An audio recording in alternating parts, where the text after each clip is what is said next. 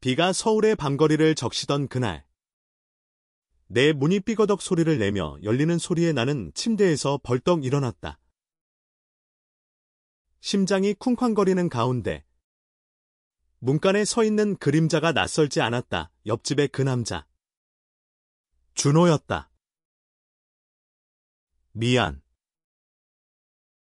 문이 열려 있어서 그의 목소리는 떨렸지만 눈빛은 이미 내 방 안을 훑고 있었다. 마치 잃어버린 무언가를 찾듯이. 그 순간 나는 알았다. 이 침입은 단순한 실수가 아니었다. 그것은 우리 삶을 영원히 바꿔놓을 문턱이었다. 준호의 발소리가 방 안을 메우는 순간 나는 숨을 죽였다.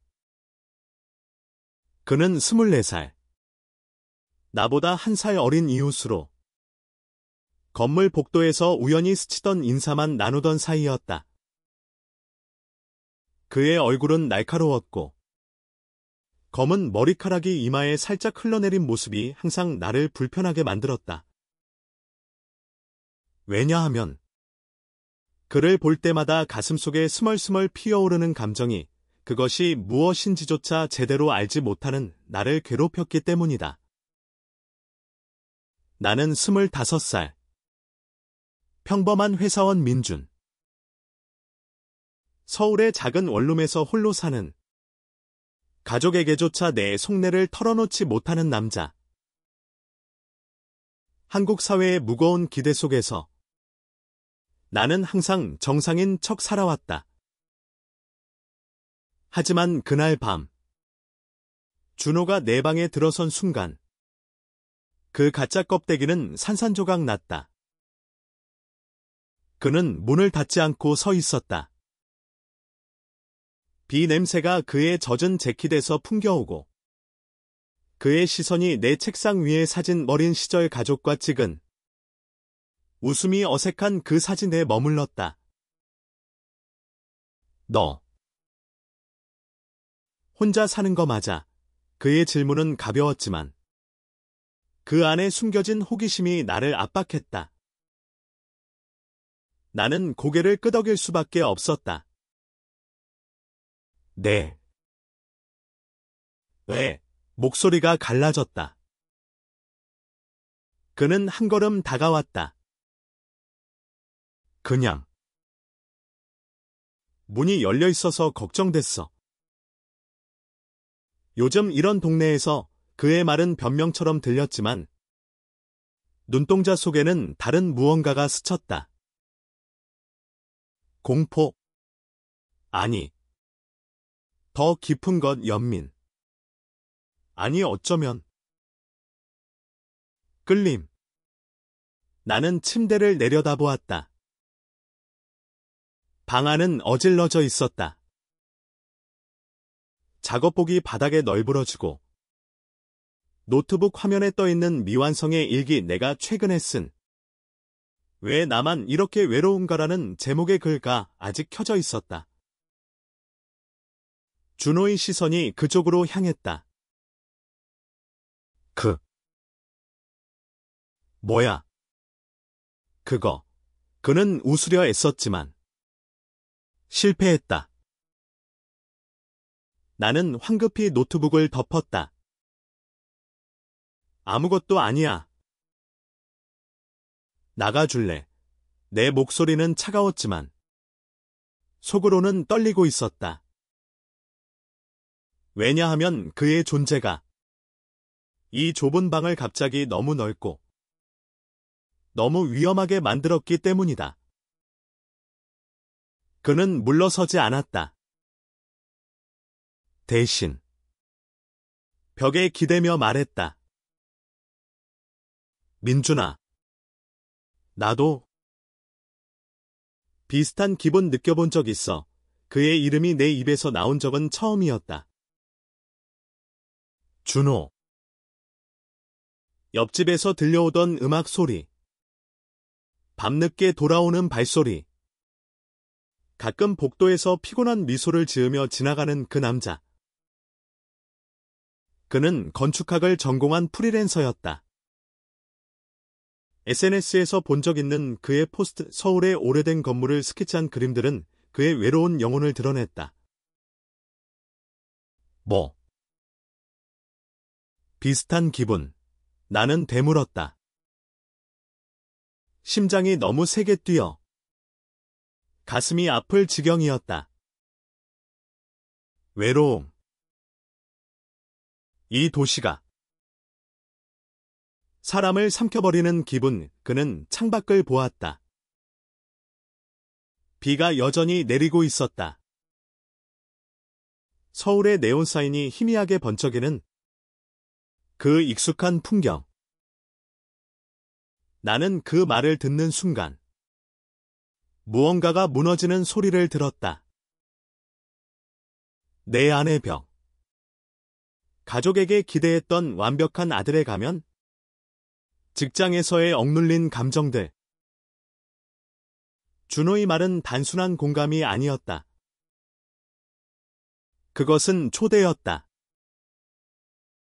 위험한, 그러나 피할 수 없는 초대. 그날 밤, 우리는 대화를 이어갔다. 처음에는 어색했다. 그가 내 방에 앉아 커피를 마시며 자신의 이야기를 꺼냈다. 어린 시절, 부산에서 자란 그는 아버지의 기대에 짓눌려 살았다. 아버지는 나보고 건축가가 되라고 했어. 하지만 내가 정말 원하는 건 그냥 자유롭게 그리는 거였지. 그의 눈에 스치는 슬픔이 나를 사로잡았다. 나도 모르게 내 이야기를 했다. 서울로 상경한 후, 가족과 멀어진 삶, 그리고 가슴속에 쌓인 그 감정 남자를 볼 때마다 느껴지는 설명할 수 없는 끌림. 나는 그것을 병이라고 불렀다.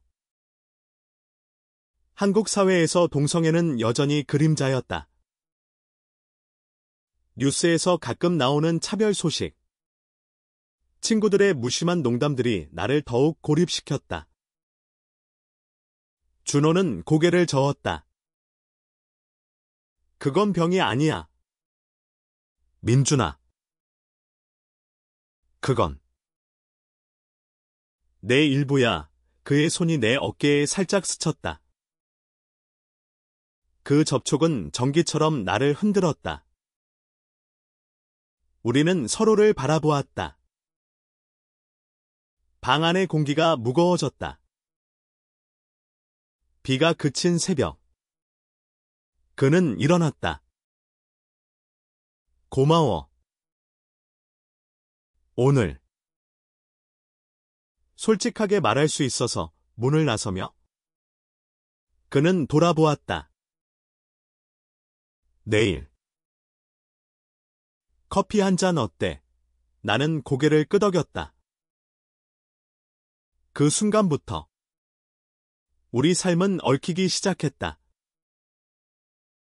다음 날 아침, 나는 출근 준비를 하며 거울을 보았다. 눈 밑에 드리운 다크서클, 그리고 입가에 맴도는 미소.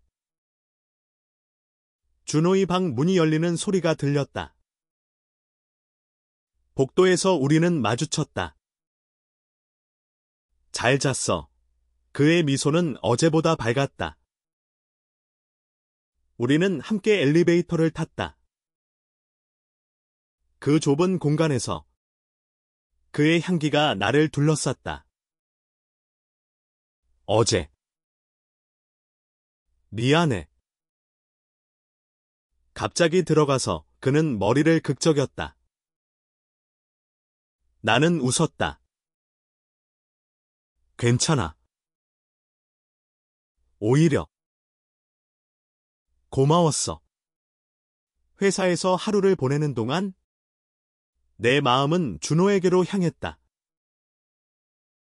점심시간에 그의 SNS를 훔쳐보았다. 그의 스케치북 사진, 서울의 한강 다리. 비가 내리는 골목이 나를 사로잡았다.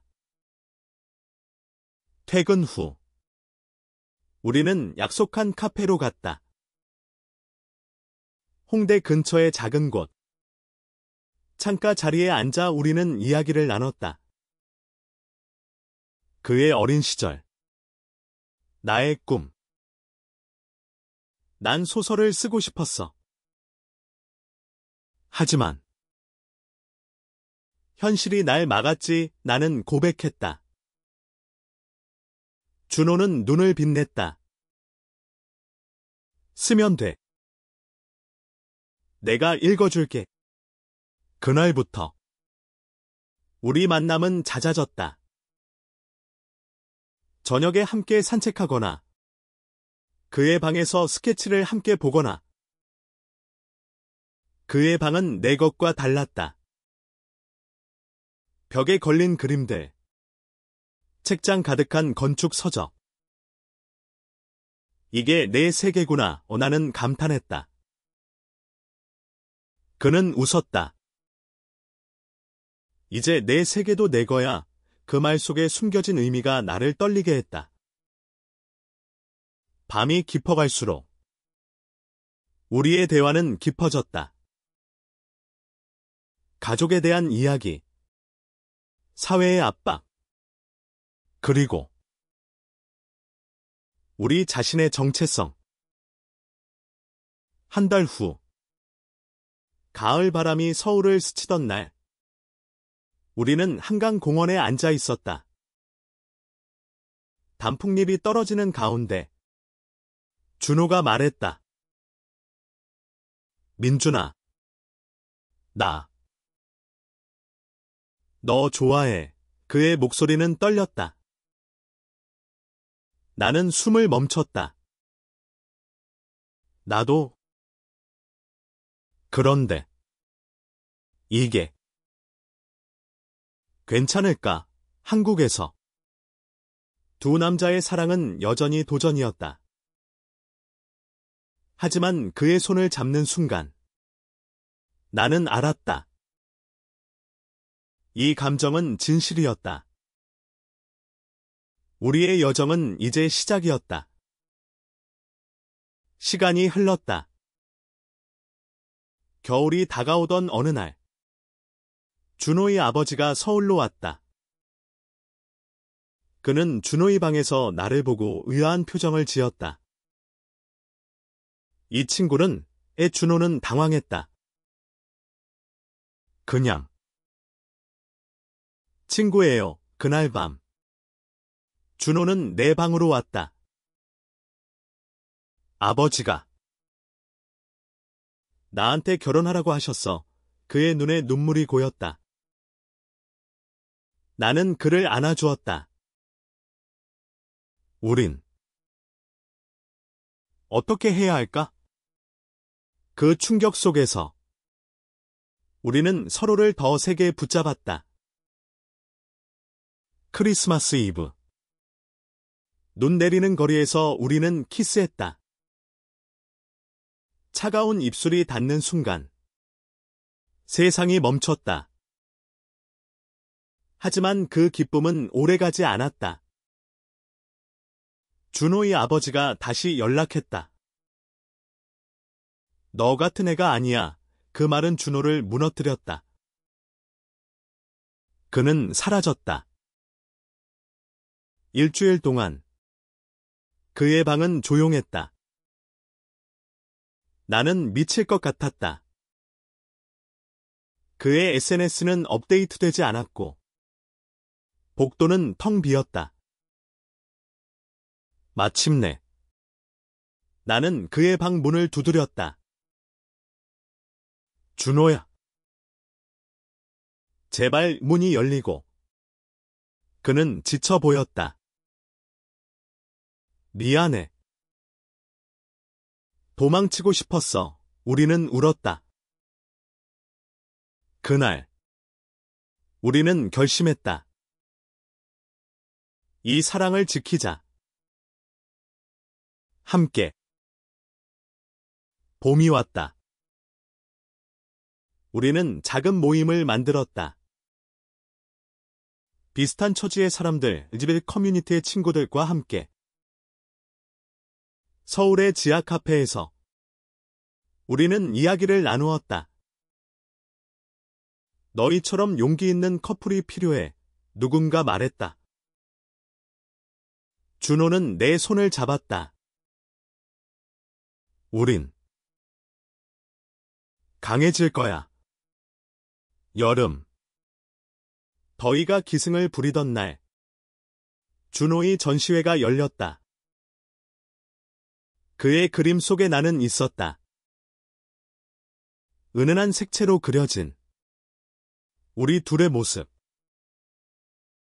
관객들이 박수를 쳤고 그의 아버지도 왔다. 아들아. 미안했다. 눈물이 흘렀다. 용서의 순간. 가을이 다시 도는 해. 우리는 함께 여행을 떠났다. 제주도의 바다 앞에서 준호가 말했다. 민준아. 영원히 함께하자. 은하는 고개를 끄덕였다. 우리의 사랑은 이제 사회의 벽을 넘어섰다. 시간은 우리를 변화시켰다. 나는 소설을 썼다. 침입자라는 제목으로 우리 이야기를 출간되자 많은 이들이 공감했다. 이 책이 나를 구했어. 독자들의 편지. 준호는 유명 건축가가 되었다. 그의 건물은 사랑의 다리로 불렸다. 그리고 겨울. 5년 후. 우리는 작은 결혼식을 올렸다. 가족. 친구들이 모인 가운데 우린 서로를 피할 수 없었어. 그리고 그게 다행이었지. 준호의 말에 모두가 울었다. 우리의 여정은 끝나지 않았다. 그것은 영원한 시작이었다. 준호와의 첫 만남 후 내 일상은 완전히 뒤집혔다. 아침에 눈을 뜰 때마다 그의 얼굴이 떠올랐다. 회사에서 동료들의 잡담을 들으며 나는 속으로 중얼거렸다. 이 감정은 정말 나쁜 걸까? 한국 사회의 보수적인 시선이 나를 짓눌렀다.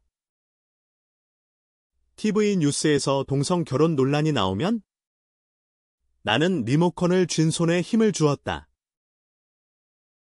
언젠가 우리도. 준호와의 두 번째 만남은 우연이 아니었다. 퇴근 후 복도에서 그는 기다리고 있었다. 커피. 아니. 이번엔 맥주 어때? 그의 미소에 나는 저항할 수 없었다. 우리는 근처 편의점에서 캔을 사서 공원 벤치에 앉았다. 여름 밤 공기가 습했고 멀리서 들려오는 K-팝 멜로디가 분위기를 부드럽게 만들었다. 너. 왜 나한테 관심 가져? 나는 직설적으로 물었다. 그는 캔을 내려놓고 나를 보았다. 처음 봤을 때부터 내 눈빛이 나랑 비슷했어. 외로운 강아지 같아서. 그 말에 가슴이 저렸다. 우리는 밤새 이야기를 했다. 그의 과거 고등학교 때 첫사랑이었던 남학생과의 이별. 그 애는 미국으로 갔어. 나 혼자 남았지. 준호의 목소리는 담담했지만 눈가의 스민 습기가 그의 아픔을 드러냈다. 나도 털어놓았다. 대학 시절 룸메이트에게 느꼈던 끌림. 하지만 고백하지 못한 후회. 난 항상 숨겼어. 가족한테 실망시킬까봐. 그 밤, 우리는 손을 잡았다. 손가락이 얽히는 순간, 세상이 밝아졌다. 하지만 현실은 잔인했다. 다음 날, 회사에서 상사가 나를 불렀다. 민준 씨, 요즘 표정이 밝아졌네? 연애하나?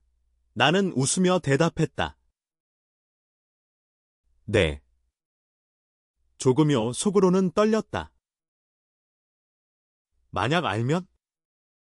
준호와의 관계는 점점 깊어졌다. 우리는 주말에 한강을 걸었다. 자전거를 타며 웃고 아이스크림을 먹으며 키득거렸다. 그의 스케치북에 내가 그려지는 날이 많아졌다. 이게 나야. 나는 부끄러워했다. 내 영혼이야. 그는 진지했다. 하지만 갈등도 왔다. 그의 친구가 우리를 봤다. 준호야. 저 남자 누구야? 이상한 소문 나지 마. 그 말에 준호는 화를 냈다. 내 인생이야. 신경 꺼. 나는 그를 위로했다. 천천히 가자. 우리 페이스대로. 하지만 내 안에는 두려움이 싹 텄다. 가족에게 어떻게 말할까? 어머니의 전화가 올 때마다 나는 잘 지내요라고만 말했다. 서울의 번잡함 속에서 우리의 사랑은 작은 불꽃이었다. 꺼지지 않게 지켜야 했다. 한 달 후, 추석이 다가왔다. 나는 고향으로 내려갔다. 부산의 집에서 가족 식탁에 앉아 어머니의 음식을 먹으며 나는 준호를 생각했다. 아들, 서울 생활 어때? 아버지의 질문에 나는 바빠요 라고 대답했다. 밤에 해변을 걸으며 나는 울었다. 준호야. 보고 싶어. 돌아온 서울. 준호가 공항에서 기다리고 있었다. 어서 와. 그의 포옹이 나를 녹였다. 우리는 그의 방에서 밤을 보냈다. 대화 없이. 그냥 안고. 그날, 우리는 서로의 상처를 보듬었다. 우린 가족이야. 준호의 속삭임이 내 가슴을 채웠다. 겨울이 깊어지던 12월.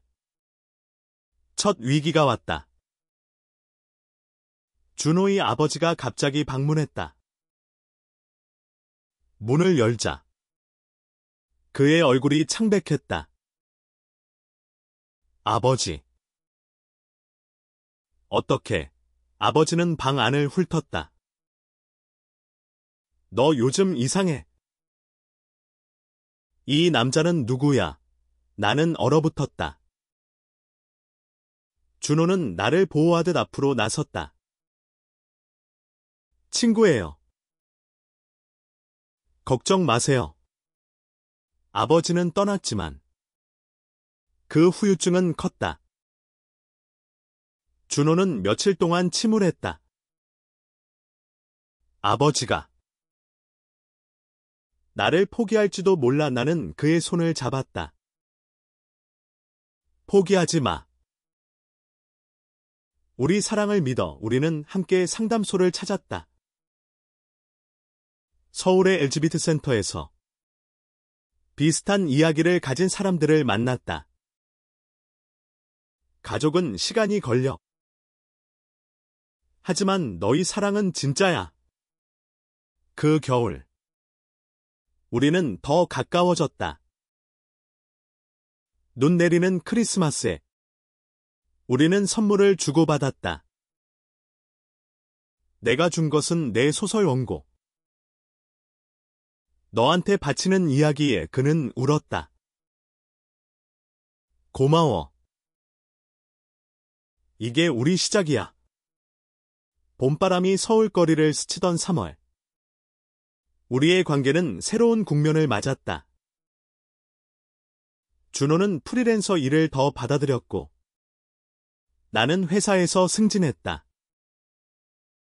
하지만 성공의 그림자에는 스트레스가 따라왔다. 퇴근 후, 우리는 피곤한 몸으로 만나 식사를 했다. 오늘도 늦었어. 그의 물음에 나는 한숨을 쉬었다. 응. 프로젝트가 거대화가 줄어들었다. 침묵이 우리 사이를 가로막았다. 어느 날, 다툼이 터졌다. 그의 방에서 스케치북을 보던 나는 무심코 말했다. 이 그림. 좀 어두워. 그는 화를 냈다. 내가 이해 못해. 소리가 커졌다. 난 내 감정을 다 알잖아. 왜 그래? 나는 소리쳤다. 문이 쾅 닫히고 그는 나갔다. 그 밤 나는 홀로 방에 앉아 울었다. 이게 사랑인가? 왜 이렇게 아픈 거지? 다음 날 사과 문자. 미안해. 내 불안이야. 우리는 화해했다. 공원에서 그는 말했다. 아버지 때문에. 항상 불안해. 나는 안아주었다. 함께 이겨내자. 그 사건은 우리를 더 강하게 만들었다. 우리는 커플 데이트 규칙을 만들었다. 매주 한 번. 핸드폰을 끄고 산책하기. 여름. 무더위가 기승을 부리던 7월. 준호의 전시회가 열렸다. 작은 갤러리에서 그의 그림들이 빛났다. 도시의 속삭임, 서울의 골목. 한강의 물결. 그리고 우리 둘의 실루엣. 개막식에서 나는 떨리는 목소리로 말했다. 이 사람은? 내 영감이야. 관객들이 박수를 쳤다. 그의 아버지도 왔다. 처음으로. 아들 그림. 존내 어색한 미소. 그것이 시작이었다. 하지만 시련은 계속됐다. 회사에서 내 소문이 돌았다. 민준 씨.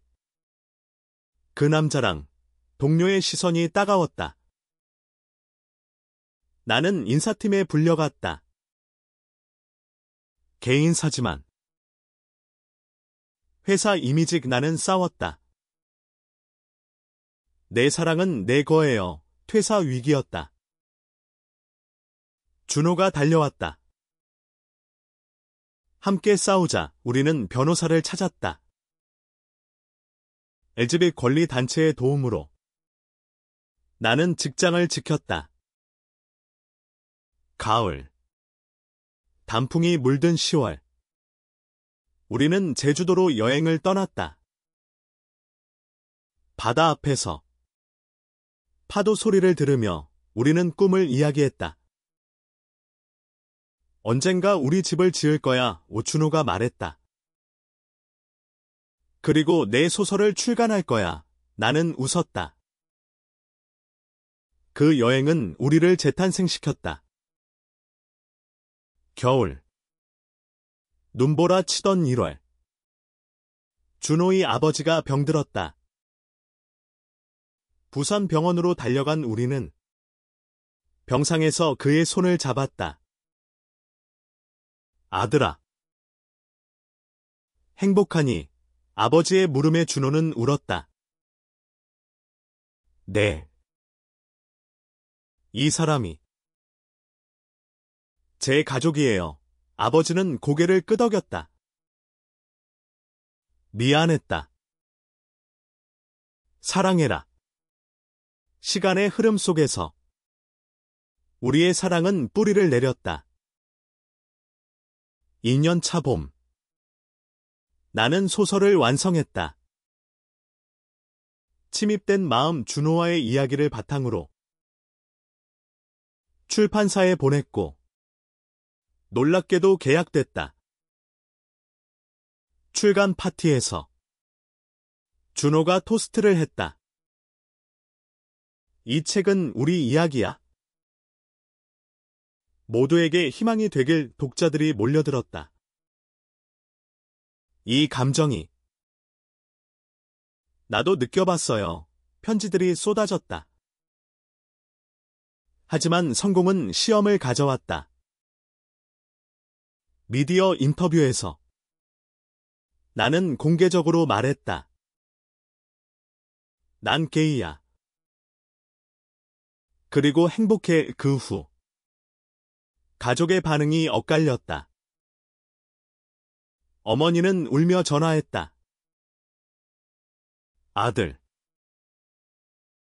왜? 나는 설명했다. 이게 나예요? 엄마, 시간이 지나. 어머니는 서울로 왔다. 준호를 보고 잘 부탁해라고 했다. 눈물의 화해. 준호의 건축 프로젝트가 커졌다. 인클루시브 빌딩 엘지빗 커뮤니티 센터를 위한 디자인. 착공식에서 그는 연설했다. 이 건물은 문을 열어주는 곳이 될 거야. 나는 자랑스러웠다. 여름. 더운 밤에 우리는 결혼을 논의했다. 한국에서 법적 결혼은 불가능했지만 우리는 서약식을 계획했다. 친구들과 함께 작은 교회에서 영원히 함께 반지가 손가락에 끼워지는 순간 눈물이 흘렀다. 가을. 태풍이 서울을 강타했다. 우리 집 이제 함께 사는 원룸이 물에 잠겼다. 피로 물건을 치우며 우리는 웃었다. 이게 우리 삶이야. 함께라면 괜찮아. 겨울. 3년 차. 준호의 아버지가 회복됐다. 가족 모임에서 우리는 모두 모였다. 고마워요. 민준 씨, 아버지의 말에 나는 울었다. 용서와 수용의 순간. 4년이 흘렀다.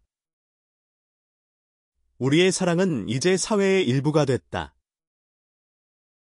내 소설은 베스트셀러가 됐고 영화화 제안이 왔다. 준호의 건물은 상을 받았다. 하지만 그 속에 숨겨진 피로는 컸다.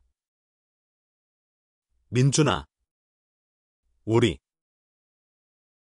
쉬자. 그는 말했다. 우리는 휴가를 떠났다. 강원도의 산속에서 별을 보며 우리는 어린 시절 꿈을 회상했다. 돌아온 서울. 새로운 도전. 젊은 커플로서 우리는 멘토링을 시작했다. 엘지빗 청소년 모임에서 너희처럼 될 수 있을까? 라는 질문을 받았다. 시간이 해결해 줄 거야. 우리는 대답했다. 봄. 꽃피는 공원에서 준호가 무릎 꿇었다. 결혼하자. 법이 바뀌면 나는 키스했다. 이미 결혼했어. 여름. 더위 속 인터뷰. 한국 사회가 변하고 있어요. 우리의 목소리가 뉴스에 실렸다. 가을. 수학의 계절. 내 두 번째 책 출간. 준호의 두 번째 전시.